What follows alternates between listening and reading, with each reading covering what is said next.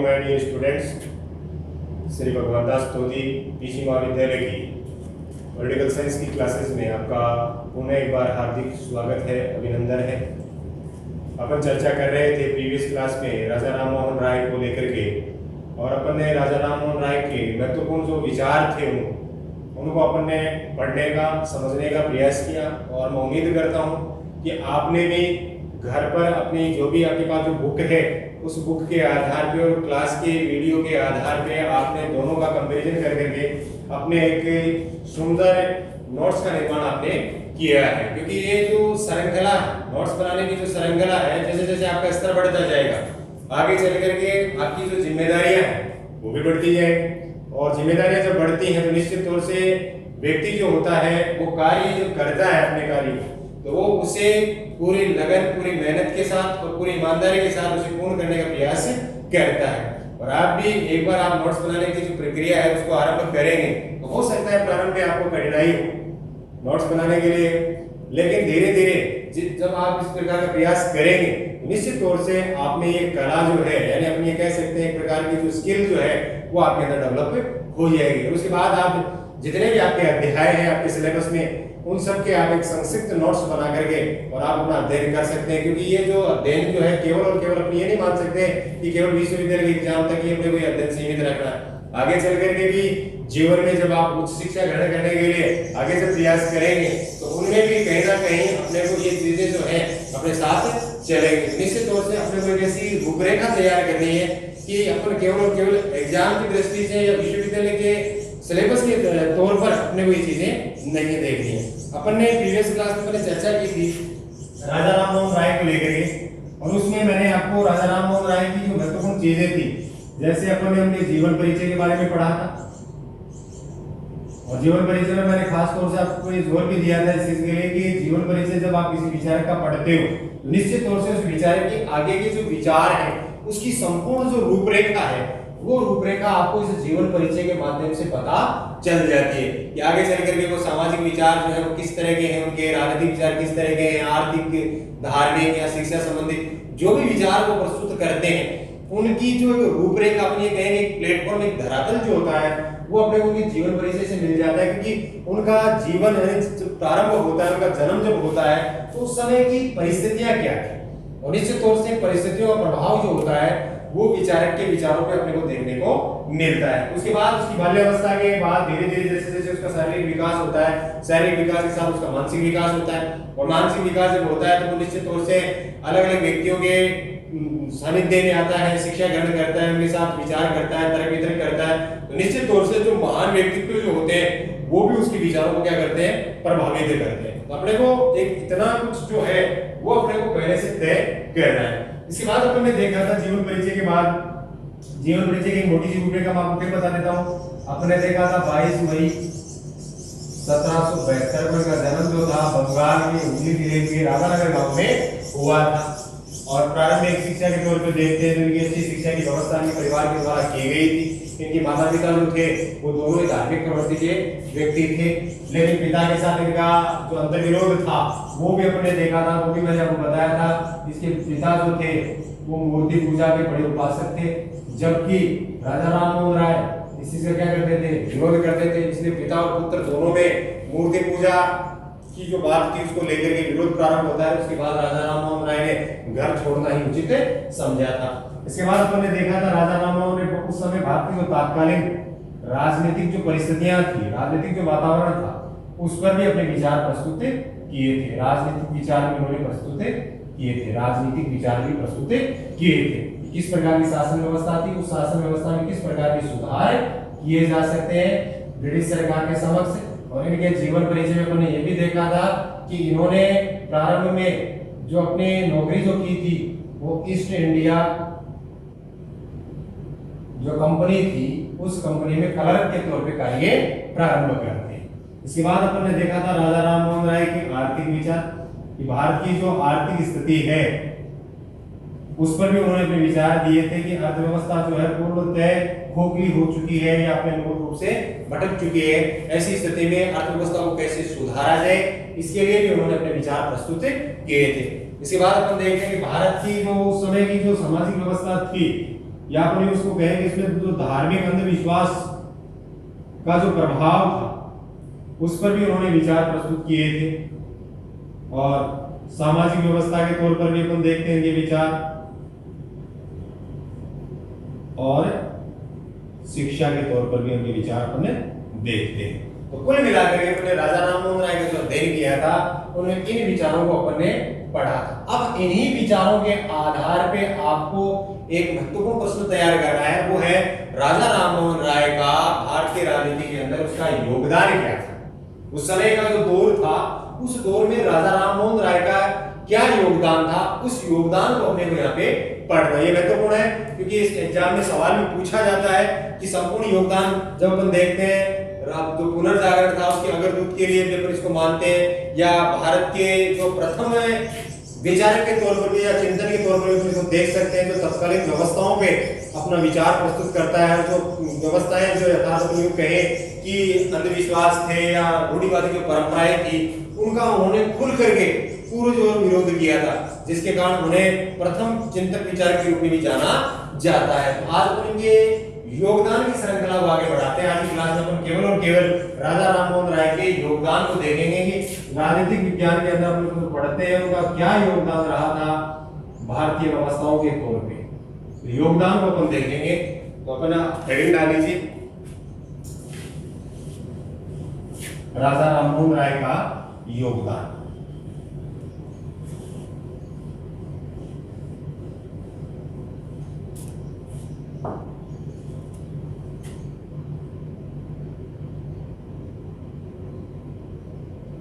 राजा राममोहन राय का योगदान, क्या योगदान दिया है उनका, क्या योगदान रहा है किन किन क्षेत्रों में, वो अपन एक एक पॉइंट के आधार पर समझने का प्रयास करेंगे।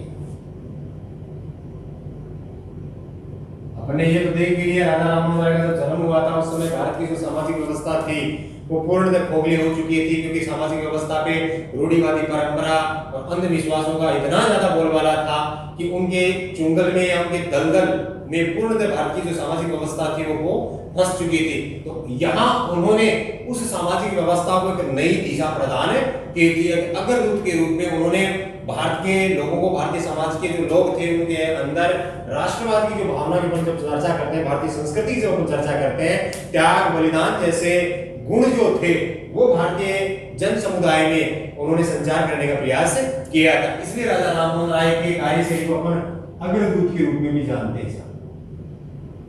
भारतीय सामाजिक व्यवस्था के उत्थान में उसको अग्रदूत के रूप में भी जाना जाता है। तो प्रथम पॉइंट की जब हम चर्चा करते हैं तो उसमें आता है भारतीय पुनर्जागरण के प्रवर्तक।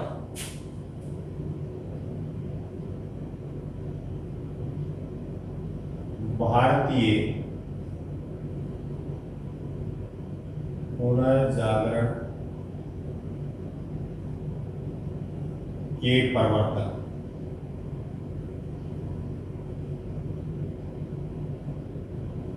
राजा राममोहन राय को भारतीय पुनर्जागरण का प्रवर्तक माना जाता है। कैसे माना जाता है? पुनर्जागरण का मतलब होता है कि जन समुदाय जो अपने अतीत जो संस्कृति थी, अपने अतीत की जो सभ्यता थी, अपने अतीत के जो संस्कार थे उनको भूल करके और एक नए आवरण को क्या करता है, अपना लेता है। तो उस चीज का उन्होंने विरोध किया था। पुनः लोगों के अंदर अपने अतीत की संस्कृति थी, अपने अतीत की जो सभ्यता थी, अपने अतीत की जो भी शौर्य गाथाएं थी उनके आधार पे लोगों के अंदर एक नया संचार करने का प्रयास उन्होंने किया था। और यहाँ उनका जो प्रयास था, ये प्रयास जो है उनको बुद्धिवाद, सामाजिक व्यवस्थाओं को जब हम देखते हैं तो उसमें बुद्धिवाद और वैज्ञानिक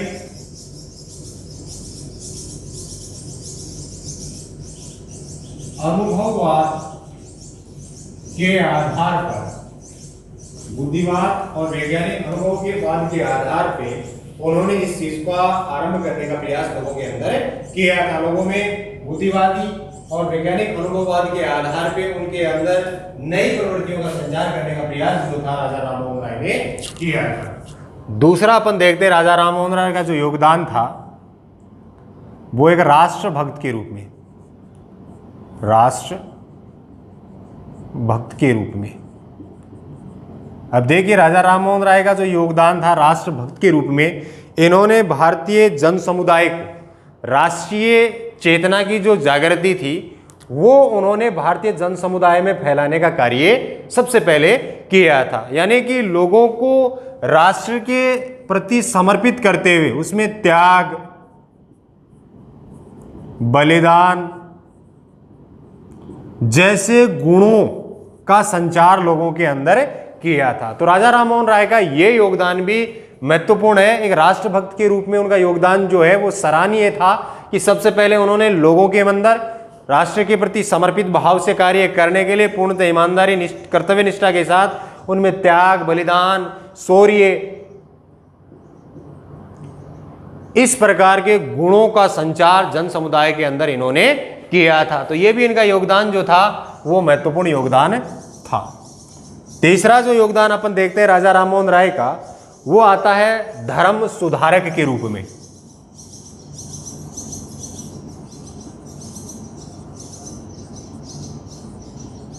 इनका जो योगदान है धर्म सुधारक के रूप में, और अपन ने ये पहले भी पढ़ा था कि भारतीय समाज में कुछ चंद लोग थे, उन्होंने अपने लाभ के लिए या अपने अवसर के लिए इस प्रकार के समाज के अंदर ऐसी परंपराओं का निर्माण किया जिनके आधार पे उनकी स्वार्थ सिद्धि जो थी वो पूरी होती रही। तो इस प्रकार राजा राममोहन राय ने उन लोगों की उस लालसा प्रवृत्ति, स्वार्थ प्रवृत्ति का उन्होंने खंडन किया था। यानी धार्मिक प्रवृत्ति जो थी लोगों के अंदर, जो अंधविश्वास जो फैलाए जा रहे थे, उनका उन्होंने पुरजोर तरीके से क्या किया था, विरोध किया था। अर्थात अपन ये मान सकते हैं कि धर्म के अंदर अपन जब चर्चा करते हैं तो उस समय बहुदेववाद महत्वपूर्ण कड़ी के रूप में ले सकते हैं आप, मूर्ति पूजा, आप भी साथ साथ ये नोट करते रहें, मूर्ति पूजा, बलि प्रथा, ये समाज में प्रचलित थी। तो इन्होंने इन चीजों का विरोध किया, इन सब का विरोध किया। बहुदेववाद के की जगह उन्होंने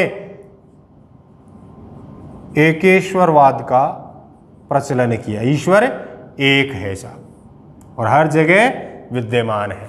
तो बहुदेववाद के स्थान पे उन्होंने एकेश्वरवाद का समर्थन किया और बहुदेववाद, मूर्ति पूजा, बलि प्रथा जो थी धर्म के अंदर, उन्होंने इस चीज का विरोध किया। इसलिए उन्हें धर्म सुधारक के रूप में भी जाना जाता है। आपको महत्वपूर्ण जो चीजें हैं उनको आपको यहाँ पे क्या करना है, पकड़ने का प्रयास करना है। इसके अलावा अपन देखते हैं स्वतंत्रता के पुजारी, ये योगदान तो महत्वपूर्ण होगा ही क्योंकि उस समय भारत जो था ब्रिटिश सत्ता के अधीन था, ब्रिटेन का एक उपनिवेश था। इसलिए ब्रिटिश सत्ता से मुक्ति के लिए उन्होंने स्वतंत्रता प्राप्ति के लिए भी कार्य किए, लोगों को जागृत किया था लोगों के अंदर।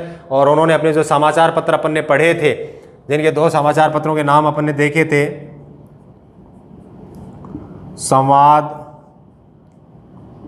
कौमुदी और मीरात उल अखबार, इनके माध्यम से उन्होंने अभिव्यक्ति की स्वतंत्रता की जो अपन चर्चा कर रहे हैं, ये बंगला भाषा में था और ये फारसी भाषा में था। एक बंगला भाषा में था और एक फारसी भाषा में था। इनके आधार पे उन्होंने समाचार पत्रों को उस कड़ी के रूप में देखा कि सरकार और जनता के बीच, यानी जो प्रशासन का जो संचालन किया जा रहा है और जनता का उसके प्रति किस प्रकार का जो दृष्टिकोण है, ये महत्वपूर्ण जो कार्य है वो समाचार पत्रों के माध्यम से ही ये किया जाता है। लेकिन यहाँ पे अपन ने देखा भी था कि सरकार के द्वारा उस पर कुछ प्रतिबंध भी लगाए गए थे, जिनका उन्होंने पूर्णतः उस चीज़ का विरोध किया था कि अभिव्यक्ति की जो स्वतंत्रता है लोगों की, इस पर प्रतिबंध नहीं होना चाहिए। अर्थात जो प्रेस है, प्रेस पे असीमित भी नहीं होना चाहिए, अनियंत्रित भी अधिकार नहीं होने चाहिए। कुछ हद तक उन पे हो सकता है लेकिन पूर्णतः उनको प्रतिबंधित नहीं किया जा सकता। और इन्हीं अखबारों के माध्यम से जनता के समक्ष उनकी जो शौर्य गाथाएं थी, राष्ट्र के प्रति त्याग बलिदान जैसे शौर्य जैसे गुण जो थे लोगों के मध्य उन्होंने संचार कर करके और एक स्वतंत्रता के पुजारी के रूप में कार्य किया। एक पोषक के तौर पे उन्होंने देश का नेतृत्व किया था, लोगों का नेतृत्व किया था। तो इस आधार पे उन्हें स्वतंत्रता के पुजारी के रूप में भी देखा जाता है। इसके आगे अपन देखते हैं राष्ट्रीय आंदोलन की जो नींव जो थी उनमें भी उनका महत्वपूर्ण योगदान था।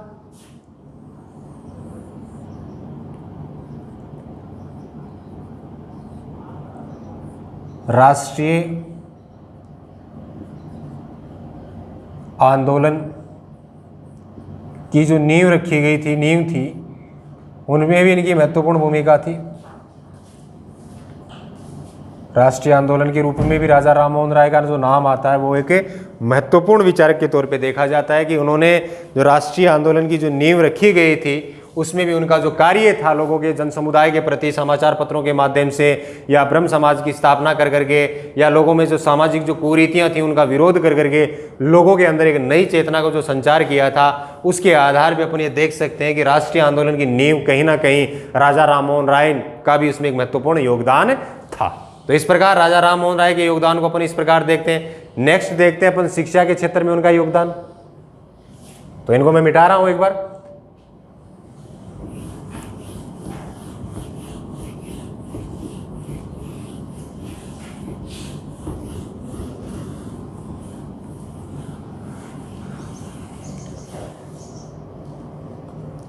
अब राष्ट्र के निर्माण में उन्होंने शिक्षा का जो विचार दिया था,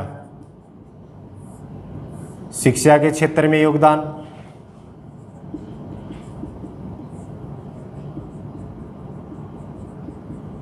अब उन्होंने क्या कहा था कि समाज के अंदर जो कुरीतियां, जो आडंबर जो फैल रहे हैं, इनमें कहीं ना कहीं शिक्षा की जो कमी है, जिसके कारण समाज में अंधविश्वास जो है समाज को अपनी जकड़न में ले रहे हैं। इसलिए लोगों में ज़्यादा से ज़्यादा शिक्षा का प्रचार प्रसार हो, लोगों को ज़्यादा से ज़्यादा शिक्षित किया जाए अर्थात उनको शिक्षा दी जाए। तो इस प्रकार का जो कार्य था वो राजा राम मोहन राय ने किया था। और राजा राम मोहन राय के कार्यों को जब देखते हैं, शिक्षा के क्षेत्र में जब देखते हैं, तो उन्होंने वैज्ञानिक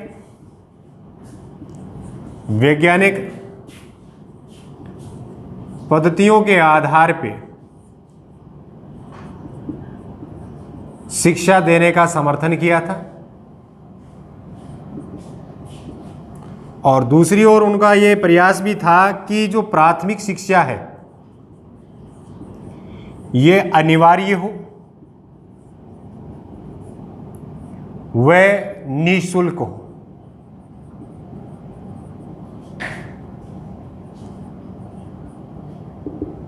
तो राजा राम मोहन राय का जो योगदान अपन देखते हैं, तो इसमें अपन शिक्षा को क्षेत्र के लेकर के भी अपन विचार करते हैं। राजा राम मोहन राय ने शिक्षा के क्षेत्र में भी अपने महत्वपूर्ण योगदान दिया था। उन्होंने शिक्षा का जो प्रचार प्रसार किया, उसमें सबसे महत्वपूर्ण इस चीज़ को माना कि लोगों के अंदर जो अपन समाज के अंदर अंधविश्वास को देखते हैं, समाज के अंदर जो व्यवस्थाओं जो बदहाल में है, कहीं ना कहीं इसके लिए शिक्षा भी उत्तरदायी है, क्योंकि लोगों के अंदर पर्याप्त पहुंच के रूप में शिक्षा नहीं है। इसलिए शिक्षा का प्रचार प्रसार अधिक से अधिक समाज के बीच होना चाहिए, ताकि एक नए समाज का निर्माण हो और लोगों के बीच जो शिक्षा की पद्धति है उसमें वैज्ञानिक पद्धतियों का प्रयोग किया जाए और प्राथमिक जो अनिवार्य शिक्षा है वो होनी चाहिए, उसको पूर्णतः लागू किया जाए। इसके बाद इनका जो योगदान था नारी के उत्थान के रूप में, राजा राम मोहन राय ने नारी उत्थान के रूप में भी अपना महत्वपूर्ण योगदान दिया, जिसको अपन ने ये देखते भी हैं कि सबसे बड़ा जो प्रयास था, उन्होंने लॉर्ड विलियम बेंटिंक के कार्यकाल में सती प्रथा निषेध कानून 1833 में उन्होंने पारित करवाया था।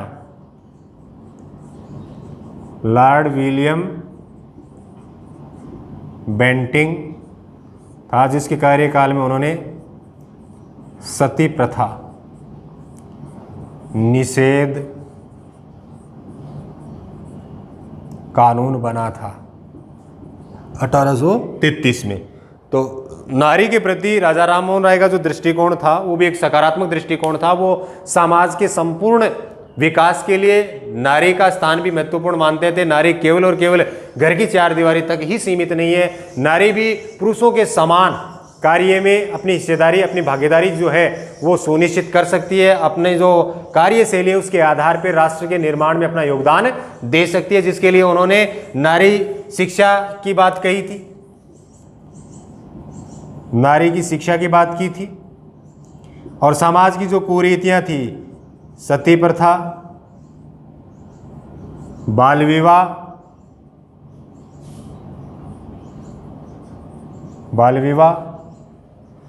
बहुविवाह,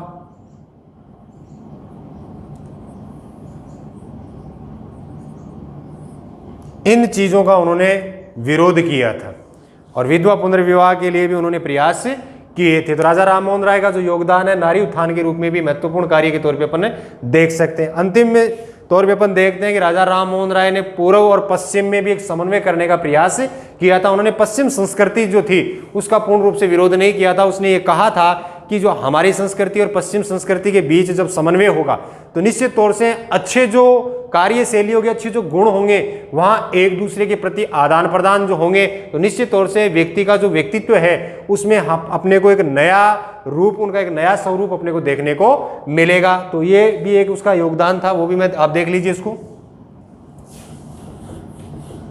पूर्व और पश्चिम समन्वय पे बल, पूर्व व पश्चिम समन्वय पर बल। तो इसमें भारतीय संस्कृति को पश्चिमी संस्कृति के साथ जोड़ने का उन्होंने समर्थन किया, विरोध नहीं किया था। और समर्थन के रूप में उन्होंने ये कहा था कि जब दो संस्कृति पास आती हैं तो निश्चित तौर से उसमें जो अच्छे गुण जो होते हैं उनका एक दूसरे के प्रति क्या होता है, संचार होता है, और जिसमें लोगों का जो व्यक्तित्व होता है उसमें भी एक नया स्वरूप जो है अपने को देखने को मिलता है। तो इस प्रकार का प्रयास भी उनका यहाँ पे रहा है। इसके अलावा अपन देखते हैं कि उन्होंने प्रजातांत्रिक जो मूल्य थे, प्रजातांत्रिक मूल्यों का समर्थन, और प्रजातांत्रिक मूल्यों के समर्थन में मैंने बताया था कि प्रजातांत्रिक मूल्यों के अंदर स्वतंत्रता, समानता और बंधुत्व, इन पे उन्होंने विशेष बल दिया था। व्यक्ति की स्वतंत्रता जो थी, व्यक्तिगत स्वतंत्रता की जब अपन चर्चा करते हैं तो सबसे पहले राजा राम मोहन राय का नाम आता है कि उन्होंने व्यक्तिगत स्वतंत्रता की बात कही थी। जब व्यक्तिगत स्वतंत्रता सुनिश्चित होगी तो निश्चित तौर से राष्ट्र की स्वतंत्रता का जो मार्ग है वो प्रशस्त होगा। लोगों के बीच भाईचारा होना चाहिए, लोगों के बीच समानता होना चाहिए, क्योंकि ब्रिटिश सरकार के द्वारा जो गलत नीतियों के कारण लोगों के बीच जो जातिगत जो भेदभाव जो किए गए उनको मिटाया जाए, ताकि एक समाज होकर के संपूर्ण विश्व एक परिवार की तरह कार्य करे। तो राजा राम मोहन राय का जो योगदान था भारतीय राजनीति के अंदर अपन देखते हैं तो एक सकारात्मक योगदान अपने को दिखाई देता है कि उन्होंने केवल और केवल किसी एक क्षेत्र विशेष पे अपना योगदान नहीं दिया था, उन्होंने कुल मिलाकर के भारत के विभिन्न क्षेत्रों में अपने कार्यशैली के आधार पे, अपने चिंतन के आधार पे उन्होंने सुधार करने का जो प्रयास था, या अपन यूं कहें कि सुझाव जो उन्होंने दिए थे वो एक सकारात्मक रूप से अपन उनको देख सकते हैं। और निश्चित तौर से अगर राजा राम मोहन राय के विचारों को अपन देखें तो कहीं ना कहीं भारतीय समाज के उत्थान में उनका एक बहुत बड़ा योगदान या बहुत बड़ा एक रोल जो था राजा राम मोहन राय ने प्ले किया था। तो अपन ने आज की इस वीडियो के माध्यम से राजा राम मोहन राय का जो भारतीय राजनीति के अंदर अपन जब अध्ययन करते हैं तो उनका महत्वपूर्ण योगदान क्या था उस पर अपन ने चर्चा की थी। जितने भी उनके पॉइंट्स जो थे मैंने बोर्ड पे लिख करके एक एक पॉइंट्स की डिटेल के आधार पे आपको समझाने का प्रयास किया है कि इस प्रकार के ऐसे पॉइंट्स में उन्होंने किस प्रकार की कार्यशैली की कार्य किया था, उनको अपन लिख करके और उनको अपन अपने शब्दों के माध्यम से व्यक्त कर सकते हैं। क्योंकि ये जो सवाल जो है एग्जाम में बहुत ही महत्वपूर्ण होगा, क्योंकि एग्जाम में सवाल पूछा भी जाता है, अग्रदूत के रूप में पूछा जा सकता है कि राजा राम मोहन राय को भारतीय राजनीति के पुनर्जागरण का अग्रदूत माना जाता है, तो उन्होंने किस प्रकार के कार्य किए थे। पुनर्जागरण के तौर पे लोगों को जो आत्मा जो पहले सोई हुई थी उसको पुनः जगाने का जो प्रयास उन्होंने किया था उसमें क्या योगदान था।